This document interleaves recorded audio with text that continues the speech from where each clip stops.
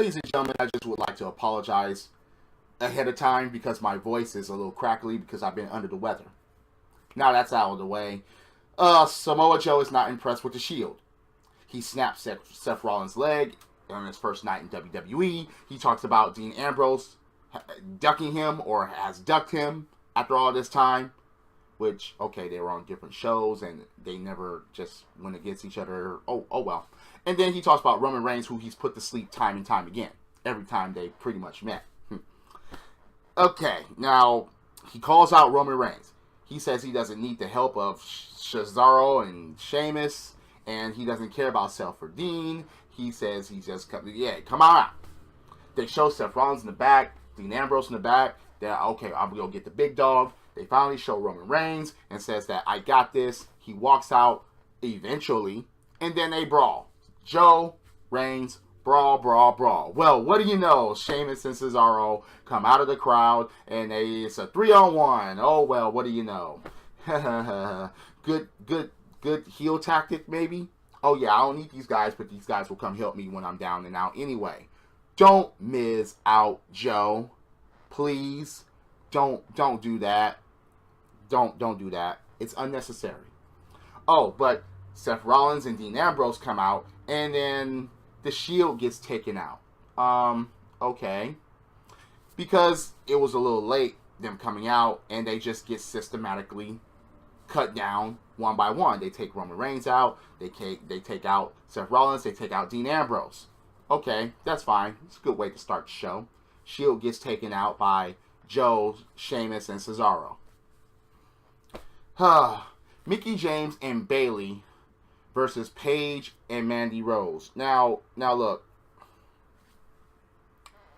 It's funny how this is even happening. Okay, yeah, you had Sasha Banks there, and all right, look.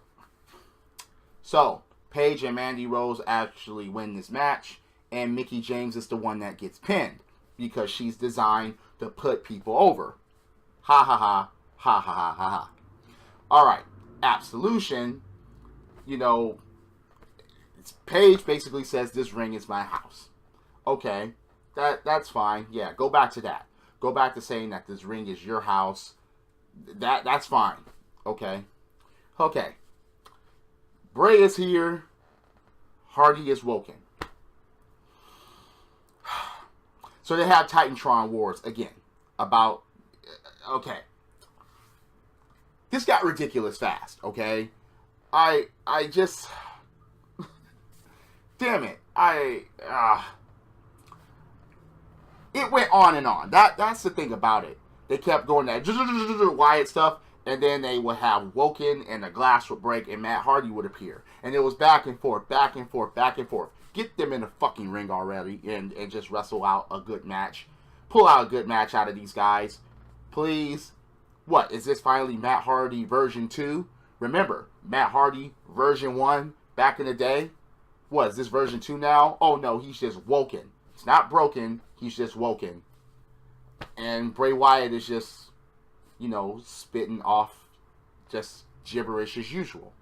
That's all it was. So I'm just like, man, just get them in the ring and have a good match. Or have a brutal match. Something like that, in order to keep us interested. The Titantron thing, it was entertaining for about 30 seconds. And then it just went on, and it just got ridiculous. That's just my opinion, though. So, WWE has revoked Swan's opportunity. Okay, alright. So now they're going to have a second chance Fatal 4-Way. Okay, WWE, look. We know why Rich Swann is not there. We know that he's suspended indefinitely. For Drew Gulak to come and say that and insult us like that. Okay, WWE, hey, say this. Yeah. No, just say he was suspended. He's gone. He's out. Just say it because we already freaking know. It's been on the news. It was on WWE.com. We're not stupid, okay? Enzo mentions Nia Jax when he's rambling about the whole cruiserweight situation. And So he has Nia on the mind. Okay. Fine. Just either progress this smartly or end this quick. Because we have no idea where they're going to be going with this. Finn Balor versus Curtis Axel. Okay. Why are they coming out to Jizz's music still? That makes no sense to me. Curtis Axel should have came out to his Mr. Perfect remix music. I don't give a damn about them being in a Jizz garage, but they should still have their own fucking music to come out to. The Shield comes out with the Shield music when they come out as the fucking Shield. But as they come out as individuals, guess what? They use their own fucking music because that's just the common sense thing to do. I mean, Curtis Axel takes off his fucking neck brace and he wrestles the match. And during a sling blade by Finn Balor, they attacked Finn Balor before the match. Curtis Axel and Samoa Joe. And it's funny how they were on the way to the ring when Finn Balor was already in the ring. Okay. They make fun of Balor's entrance. They were all doing this, and yeah, Bo Dallas and Curtis Axel, I mean. They were doing, yeah, and they attack Finn Balor before the match, the bell rings, and then the match lasts only 2 fucking minutes. Under 2 minutes. Finn Balor, squash match, and then, well, what do you know, they put the neck brace back on Curtis Axel. I mean, it's just, jumping him before the match made no fucking difference. Once again, I've been saying it, their careers were ruined because they got associated with The Miz. Oh yeah, they're getting TV time, but what's good at the TV time if you're just getting your ass whooped all the time and being humiliated all the time? It means nothing. Remember the Job Squad? Anyway, Kane is delighted that he's going to be facing a fellow monster and he wants to face Brock at the Royal Rumble. Okay, that's fine. So the winner of this match between Braun Strowman and Kane will face Brock Lesnar at the Royal Rumble. Alrighty. So, Seth Rollins versus Sheamus. You see, when Seth Rollins came out, they didn't use the Shield music. He came out to his own music. And, okay, that's funny. It was a one-on-one match. And on this one-on-one match, Seth Rollins actually freaking wins. Alright, that's fine. The match wasn't all that bad, so I do give it credit. So, after the match, Dean Ambrose gets an interview by his wife. Okay, yeah, saying that how is he going to prepare for Samoa Joe? And he's like, yeah, I'm just going to, alright, why am I going to discuss on how am I going to do it? And yeah, it was just a waste of a time in the interview. It just was. So, the second chance, Fatal 4-Way, Cedric Alexander versus Arya Daivari, Tony Nese, and Mustafa Ali. Oh, who wins this match? Cedric Alexander. Didn't I say that last week? I think I said this was going to happen last week. And, yeah. I just... Cedric Alexander wins. Or maybe I said this right after the whole suspension thing with Rich Swann. I think I did say this. And I think that I did say that Cedric Alexander was going to take his place. So, Cedric, now you're in this situation. Don't beat down your girlfriend. Don't beat down your wife. Don't do that. Don't do that, okay? Just take this opportunity for what it's worth. You're going to be facing Drew Gulak. Yeah. And there was a standing Spanish fly in this match. Okay, so for the past 2 weeks, you've had Spanish flies from the top rope and from the center of the ring. Okay. Do something else, guys. We love your cruiserweight action when they're flying all over the place and seeing shit that we don't normally see. The Spanish fly is good. Love that move. But start doing other things. Please, captivate this crowd. Captivate any crowd. Make us impressed just like you did the Cruiserweight Classic. How can you go from the Cruiserweight Classic to what it is now as far as the Cruiserweight division? To me, that makes no sense, and it's insulting to me. I don't get it. So, Drew Gulak says that he's going to defeat Cedric Alexander and then challenge Enzo Amore for the Cruiserweight Championship right in front of Enzo Amore. Why the fuck would you let your intention... Why would you do that? You let your intentions known like that to the person that you're working for. And Enzo had to remind him, hey, wait, you work for me.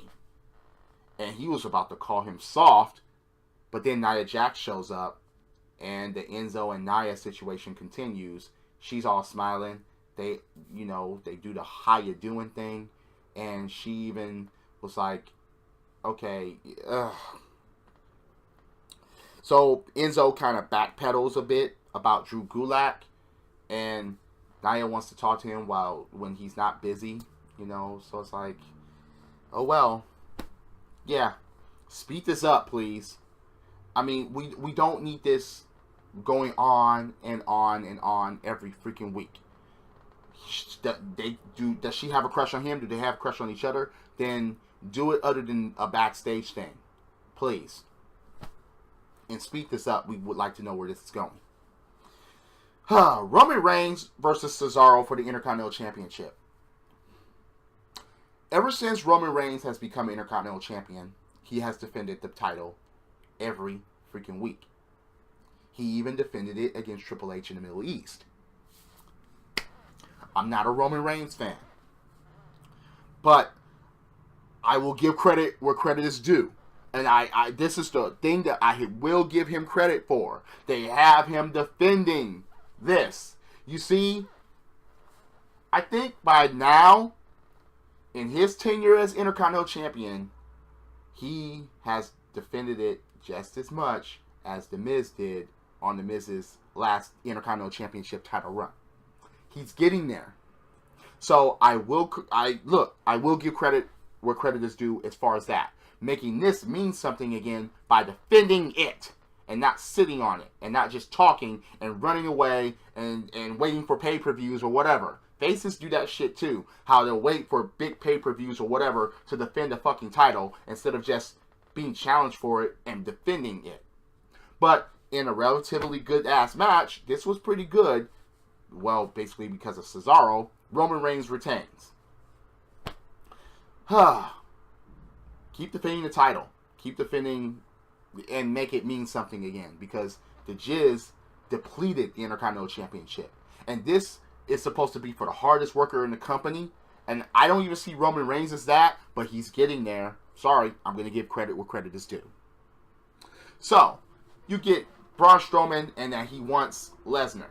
Okay, but Kane is in his way. And it's like, okay, not for long. It's like, not for long. Kane is in his way, but not for long. Okay. Asuka and Alicia Fox never fucking took place because Alicia didn't show up. Absolution comes out. They show on the Titantron that Alicia, is holding her arm. Her arm is injured or whatever. I guess she got jumped. And now Paige is warning Asuka, move or we'll make you move. Okay. So Asuka actually fucking gets jumped this week. But as Asuka was trying to fight back, the women's roster basically empties the locker room.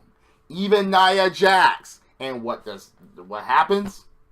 Absolution gets jumped and they retreat. Okay. So is that it? Is it just going to be the roster against Absolution? Even the heels came out and actually attacked Absolution here. Oh, well, I mean, yeah, okay, that's fine. Even Nia Jax came out. Let one of them go against Nia Jax one-on-one. Let that happen. Okay, so Kurt Angle wants the ring reinforced for Kane and Strowman. Jason Jordan comes in. The segment is ruined. Once again, he wants Samoa Joe. Angle says no, not until I say so. And Jason Jordan was like, okay, Dad, or should I say, okay, Kurt, and he walks away like a spoiled little kid that didn't get what he fucking wanted. People were booing when he just walked up there, but when he said that, people were like, oh, and it's like, I'm not impressed. Look, the Jason Jordan angle is totally fucked. It's ruined, okay? You're going to have to do something else here. Either you're going to have to turn him heel, and you're going to have to turn him into a massive heel, which I don't think it's even possible. I'll eat my words if that happens. Or, I don't think there's an or in this situation. Don't force feed him as Intercontinental Champion. Don't fucking do that. Don't make him and Kurt tag team champions. Don't do no stupid shit like that. But this is WWE, and they are used to doing dumb shit. So, Samoa Joe versus Dean Ambrose. Jason Jordan actually comes out with a chair and sits in the aisle and actually gets a closer look, gets attacked. Okay, he tries to attack Joe. Joe attacks. And, wait. He gets on the apron, and he causes the 3 count not to be made when Dean Ambrose was covering Joe. Dean Ambrose goes outside of the ring, and, okay. Keep Jason Jordan out of all of this, okay? Segment ruined. Match ruined. What happens? Dean Ambrose loses and gets choked out.